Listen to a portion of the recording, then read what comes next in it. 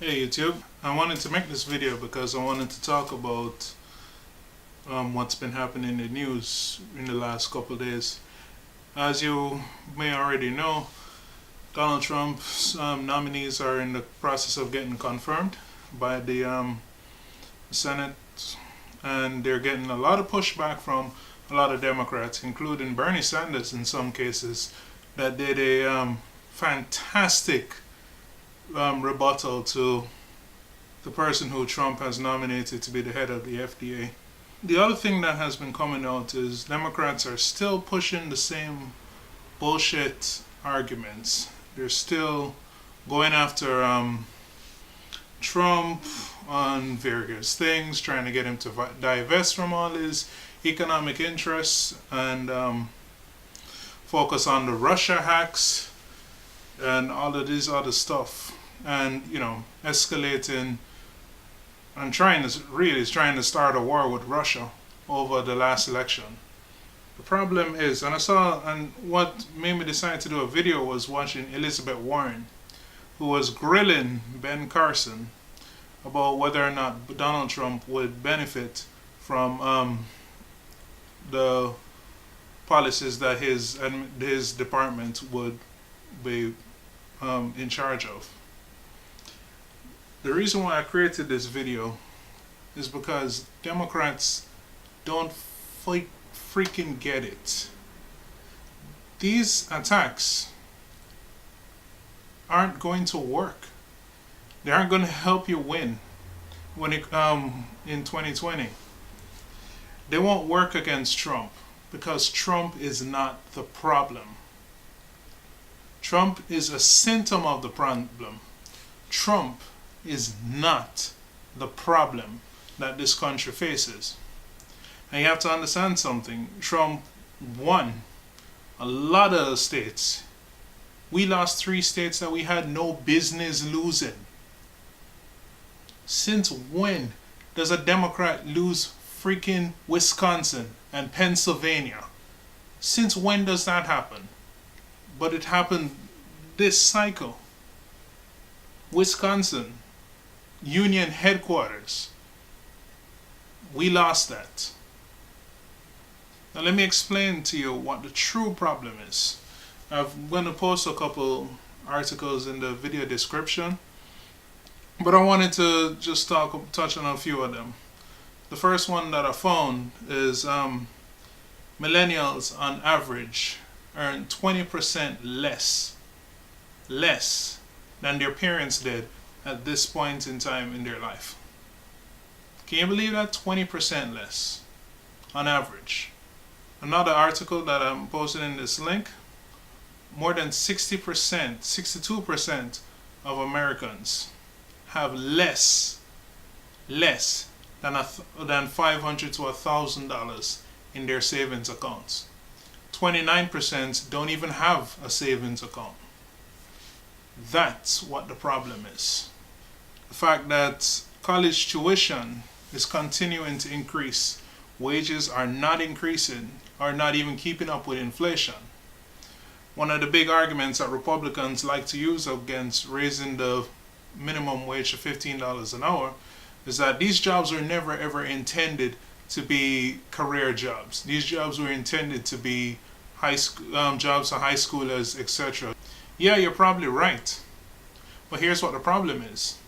The manufacturing jobs that you had in the 1970s, they're all freaking gone. And they're not coming back. That's the reality of the situation.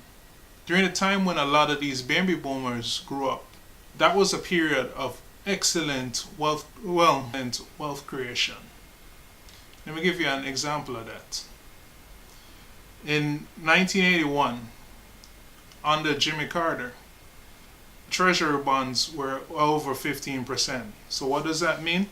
If you bought one of those treasury bonds, 10-year treasury bonds at 15%, you'd have made a killing right now. Now they're significantly lower. What that has, true, mortgage rates are also higher, but home costs themselves, the base price was significantly lower.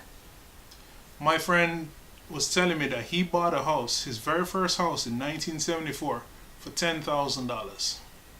$10,000. Think about that. You could get a 1969 Camaro for $2,700 in 1969.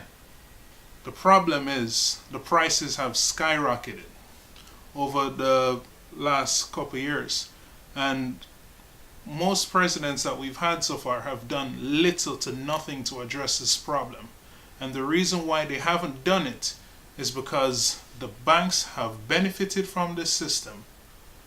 Corporations being able to ship their jobs overseas have also benefited from this situation.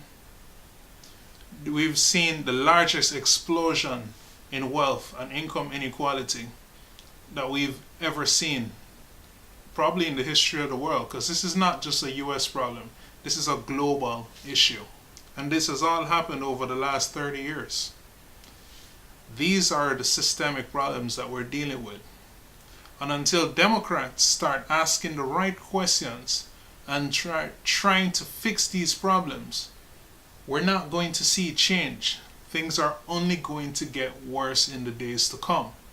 I see Bernie Sanders, and that's what's so frustrating about this whole thing, because we have literally one person who gets what the problems are and who has the right solutions to them, and that's Bernie Sanders. Look, Trump talks a good game. You know, he's describing all the issues.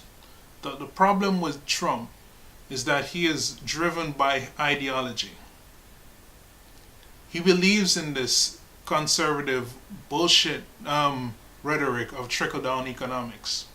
If you look at his plan, you see exactly what he's planning to do. It's the same failed policies that we've tried for the last 30 years, since Ronald fucking Reagan. Because all of these presidents, Clinton, deregulating the banks, Barack Obama doing very little to try to rein in the banks after what they did to crash the economy. The constant cycle of boom and bust that we've dealt with, the rise in healthcare costs, because we don't have leaders who want to take on drug companies or take on insurance companies or take on hospitals that charge ridiculous amounts. The rise in tuition costs that are out of control. Because we've had over 30 plus years of leaders who haven't even tried to take on these problems. In fact, leaders who've made themselves very rich in both the Democratic and Republican parties.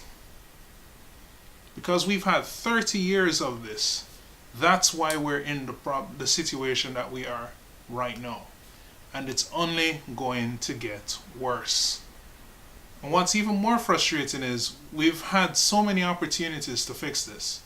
In 2008, when the economy crashed, that was a golden opportunity to do something, to make systemic changes that would fix the system. We didn't do it. We chose to bail the banks out and give them a recovery. And this is the problem that Democrats like to who like to pat themselves on the back and say, oh, Obama did a good job. Look at Wall Street. The Dow Jones Industrial is almost at 20,000 points. So the fuck what? People are still suffering. The stuff that I just read you, it's real. Right now, some experts are saying that you have to save as much as $2 million in order to be able to retire at 65. That's the situation right now. Most American people are one healthcare emergency, one accident, one utility bill from complete financial ruin. That's the situation right now. What's going to happen? The median household income for people is $40,000 right now. The median household income for black families is $27,000 right now. The only way to have social mobility and wealth creation is through getting a degree, taking out a student loan. The interest rates on that doubled under Obama. So what that means is people graduating from school have a lot less money that they have to spend to try to buy a house or buy a car. In fact, it's getting to a point where some analysts are saying that it's going to be almost impossible for millennials to even be able to even think about affording a house. What the fuck do you think that that's going to do to the future? These are all problems that we face right now. Let me ask you this. Where do you think this country is going to be in 5 years or 10 years if we do not address these problems? These are the problems that Bernie Sanders got and what his policies were aimed at trying to fix it.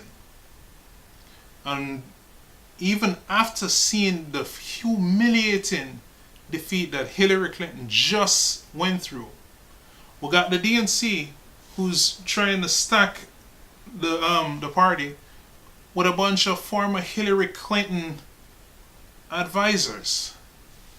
We got Bernie Sanders out there trying his damnedest to at least give us some relief with the prescription drug prices, and it gets voted down by so-called progressive Cory frickin' Booker, who's received almost $300,000 from the healthcare lobbies. This is the shit that people are pissed off about. And this is the reason why they voted for Trump. And they didn't vote for Hillary, because Hillary, in her campaign, called all the solutions that Bernie Sanders had to the problem, which are the real solutions, called them, basically like a pipe dream. It's a fairy tale, it's a fantasy. She's a realist. She's a progressive that gets things done. That's the reason why she lost. Because people didn't believe her. And yet, what are we doing? Instead of anybody else except for freaking Bernie Sanders proposing policies and trying to fight for things to change the system, instead of that, we're talking about a fucking Russian hack. And let's talk about the Russian hack for a second.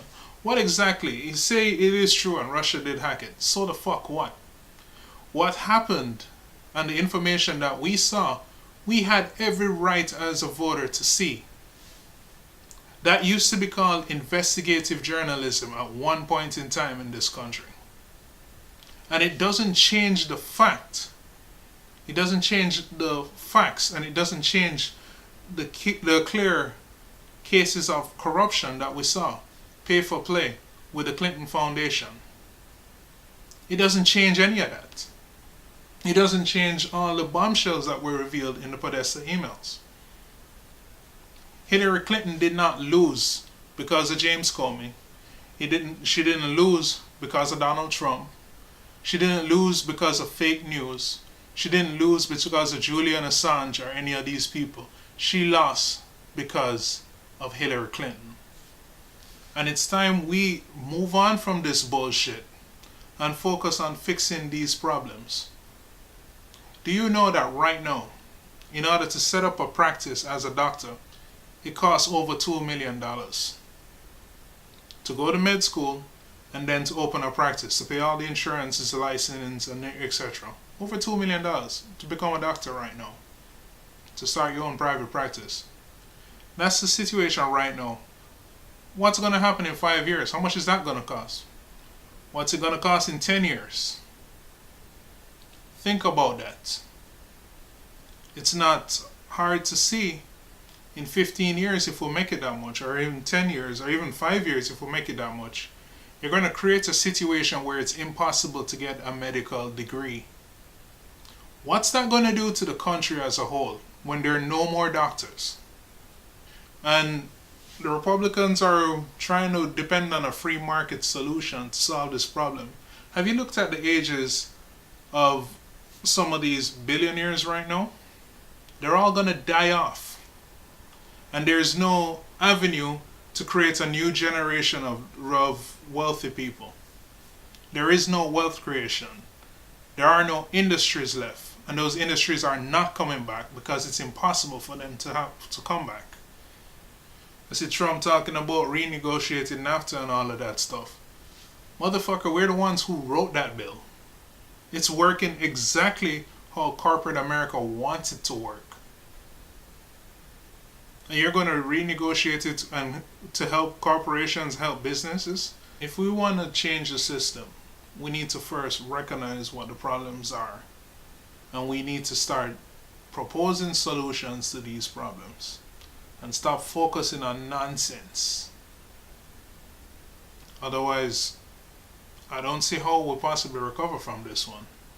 And that said, I have a couple solutions that I think will work, and I'll talk about those in another video. Thank you.